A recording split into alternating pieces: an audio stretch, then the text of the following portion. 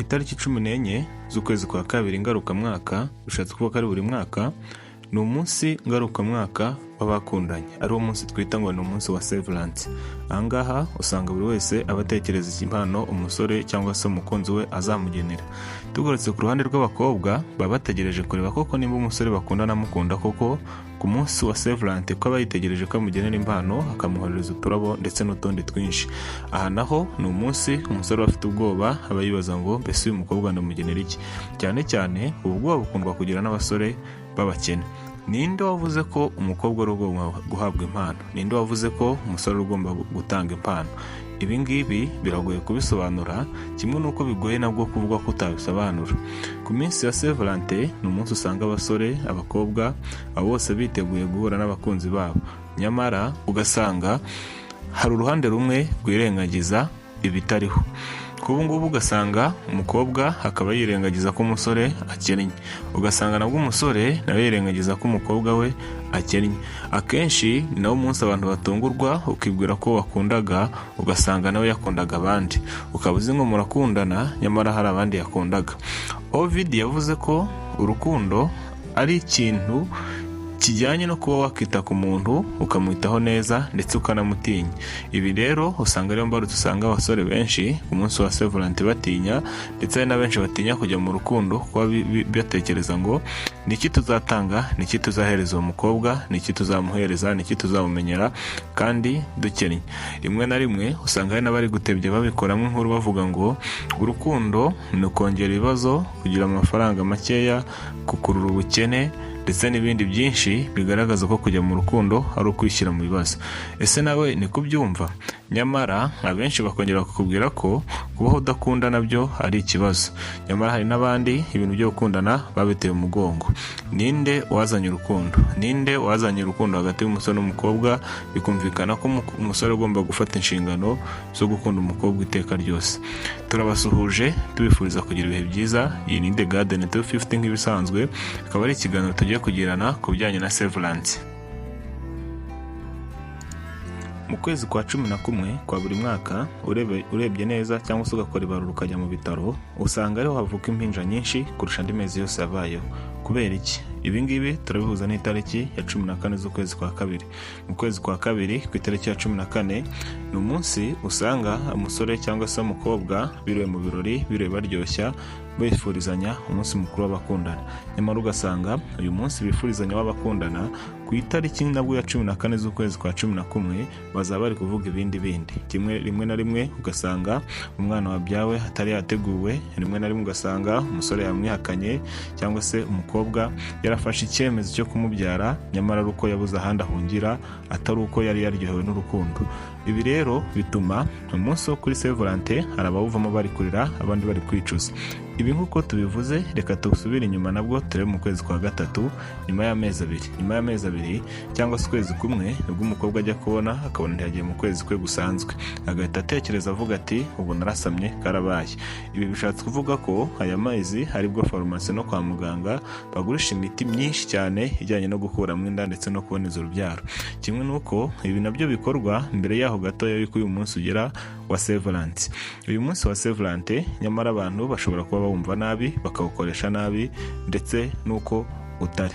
Niba batekereza gukuramo inda kandi iyo nda yaragiyemo bari kwishimisha, bishatse kuvuga ko nta rukundo rwabayeho, ahubwo icyabaye hari uburangazi. Oya, nabwo ntabwo ariko mvuze, mutazanyumva nabi, umunsi wa Severance ngukuyeho. Ariko nyamara hongeye gutekereza neza, ushobora gusanga umuntu washyizeho uyu munsi wa Severance atari ibi yari agamije. Ntiyari agamije ko abantu babyara inda zitateganyijwe, ntiyari agamije ko abantu bakuramo inda, ntiyari agamije ko abantu bakora ibyaha bitandukanye. Nyamara uyu munsi usanga abantu benshi, kabona nubwo nabo twakwita abakristu, bose bijandika mu bibi kugira ngo baryoshye umunsi wa Severance. Uyu munsi usanga indabo ziragurishwa cyane mu isoko, amahoteli aba yashize, ibyumba byashize, usanga ahantu bakorera ibirori bijyanye n'inkundo nabyo byahashize, kuko usanga amakupure menshi yahafashe. Niwo munsi abasore benshi batera ivi bifuza ko abakobwa bakundana nabo bazabanaho. Ni nawo munsi kandi abakobwa benshi nabo bamenya ko umusore bakundanaga burya nawe atamukunda. Akaba nawo munsi umusore nawe amenya ko umukobwa yakundaga atamukunda. Ari handi atangira kuvuga ngo yarandiye, yarankuye, ndetse n'ibindi byinshi bitandukanye. Kubera iki uyu munsi wa Saint Valentin ukoreshwa nabi?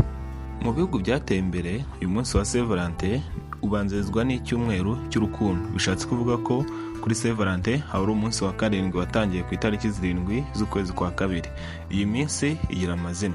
Iyi minsi, umunsi wa mbere ku mugabane w'i Burayi bawita umunsi wa roza, ku munsi wa kabiri bakawita umunsi wo gusaba, ku munsi wa gatatu umunsi wa shokora, umunsi wa kane ni umunsi wa tedi, umunsi wa gatanu ni umunsi w'isezerano, umunsi wa gatandatu akaba umunsi wo guhoberana, hagasoza umunsi wa nyuma ari wo munsi bise ngo ni umunsi wo gusomana.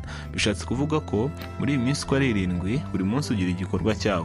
Ku munsi wo guhoberana urumva ko ni umunsi abakundanye bahoberana.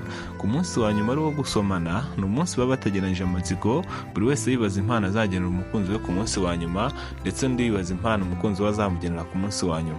Nyamara hari benshi ujya gusanga izi mpano bari kwakira zihindutsemo ibindi bintu. Tugarutse hano iwacu mu Rwanda cyangwa se muri Afurika, usanga uyu munsi aho kwakira indabo, izi ndabo uzakirana n'inda ndetse ukazakirana n'ibindi bibazo byinshi, aho usanga abasore bahakiranye batanze indabo ariko nabo bakagira ibindi bintu bakuraho birimo nk'indwara zikomoka ku mibonano mpuzabitsina idakingiye. Ugasanga umukobwa nawe nubwo yakiriye ururabo n'izindi mpano zose ariko akakira n'impano y'umwana. Kenshi na kenshi usanga iyi mpano ku ruhande rumwe baba batayifuza, yaba umusore yaba umukobwa. Bishatse kuvuga ko uku kwezi kuva ku itariki 14 kugera ku zindi tariki nka 14 z'ukwezi kwa gatatu cyangwa kwa kane ni igihe umusore aba amaze iminsi ahangayitse yibaza ngo none yaba atwite, ategereje ijambo rimwe rizava ku mukobwa rimubwira ngo ntago ntwite.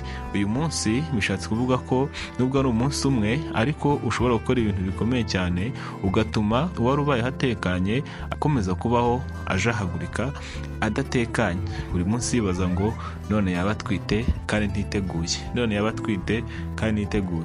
Iryo jambo rikamuhora mu mutwe, ukabona afite akajagari mu kazi, agahorana akajagari ahagenda hose kubera uwo munsi wonyine wabaye umunsi wa 14 z'ukwezi kwa kabiri. Byaramuka bigenze bite uyu munsi baramutse bawusibye, uyu munsi ukavaho? Bivuze ko mu kwezi kwa 11 abana bavuka bagabanuka, ibinini bigurwa kwa muganga mu kwezi kwa kabiri n'ukwa gatatu ibyo binini byagabanuka. Bishatse kuvuga ko ibintu na byose bimwe na bimwe byagenda bigabanuka. Umucuruzi ucuruza udukingirizo isoko rye ryamanuka. Bishatse kuvuga ko ubwo aho yinjizaga ku kwezi yagabanuka bitewe n'iki kintu cyakuweho cyitwa Saint Valentin. Inyungu za bamwe ni igihombo cy'abandi. Nabwo ku basore bamwe bateraga inda kuri uwo munsi nabo hari ibyo baba bagabanukiweho. Bishatse kuvuga ko wajya guhangayikishwa naho yakora impano yo guhereza umukobwa kuri uno munsi, ubona we byaba bivuyeho, kuko hari ibintu byinshi abantu batitaho mu gihe atari kuri uyu munsi. Ese kubera iki uyu munsi dukunda kugira ibintu bikomeye cyane, tukumva ko uyu munsi buri muntu wese agomba gutanga indabo? Uramutse udatanze impano waba iki? Kubera iki bawita umunsi w'abakundana? Nyamara kuri njye siko mbona ko uyu munsi ahubwo ari umunsi abakundana bakwiye kwicara bakaganira bakareba icyabateza imbere aho kurya ubuzima, kubera ko ubundi umunsi w'abakundana ni iminsi yose kuva ku munsi bamenyanye kurinda kuzagira igihe bazapfira. Umunsi w'abakundana ari uwa Saint Valentin ku ruhande rwanjye sinkwemera. Tuze kumbaza impamvu, gusa sinkwemera. Bamwe muri twe turi kumva ikiganiro birashoboka ko ku munsi ukurikira wa Saint Valentin tutazawizihiza. Kutawizihiza atari uko tutabishaka, ahubwo twirinda ingaruka zijya gusa n'izo twahuye nazo kuri uno munsi turangije. Nyamara hari benshi bamaze kumenya ibibera muri uno munsi batangira kuvuga bati uyu munsi ntabwo tureba. Turagushimiye wateze amatwi ikiganiro, tukwifuza gukomeza kugubwa neza ndetse tukwifuriza ishya n'ihirwe mu byo ukora byose. Turabashimiye, mugire ibihe byiza.